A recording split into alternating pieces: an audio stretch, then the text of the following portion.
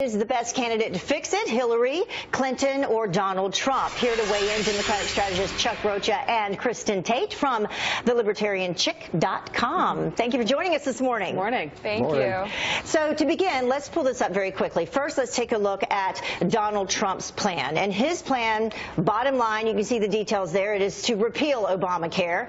And then you take a look at Clinton's plan, and she wants to expand the Affordable Care Act, amongst some other things. So I will begin with you, Kristin. Which is the better fix? Well, we need to privatize the system like Trump wants to, but it looks at this point like Hillary's going to win in November, possibly by a landslide. And if she gets a Democrat-controlled Congress, we're going to see a push towards, as you were saying, a single-payer, government-paid system. It'll be a lot like Medicaid, kind of like the systems we see in Europe or Canada. And while, healthcare will be less expensive for the patient, the taxpayers are going to get a massive bill funded by more debt. And in the end, you have quality decrease and costs go up and access to benefits becomes tougher because of supply and demand. And you could have wait times for things like heart transplants for 3-4 years, like you see in Canada. It's so interesting, Chuck. First, you have President Bill Clinton saying this is the craziest thing in the world, and this is now falling on these small businesses. And now you have a Democratic governor saying, the impact that it's had on my own state is not a good one. If it weren't for other headlines, this is what we would be talking about right now. This is what the voters are caring about.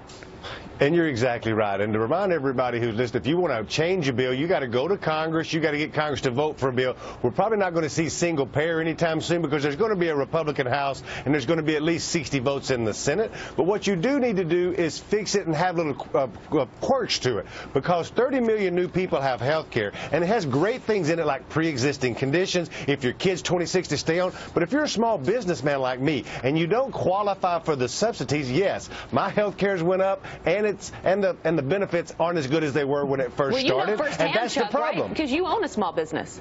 I do own a small business, and when Obamacare started, I was saving $100 a month on my insurance. Now, 3, 4, 5, 6 years later, I'm paying $150 more a month, so my premiums have gone up, right? So that's the problem. Well, so Chuck, who is it good for then? They're both going to say that they want to play around the edges, but politically what you said in the beginning is the most brilliant thing. We could be talking about this right now. We could be talking about WikiLeaks, but instead we're talking about whatever Donald Trump might have said or not said last night, and that's the problem. I run political campaigns, and you're supposed to pay on your message, and there's a lot of fodder out there that he could take advantage of, but just not time. Kristin, the Fox News polls, some new ones came out last night, and when it said, we asked this question, what should happen to the health care law? Now 49% of people say that you should repeal the law. Compare that to December 2014 when 58% said repeal the law.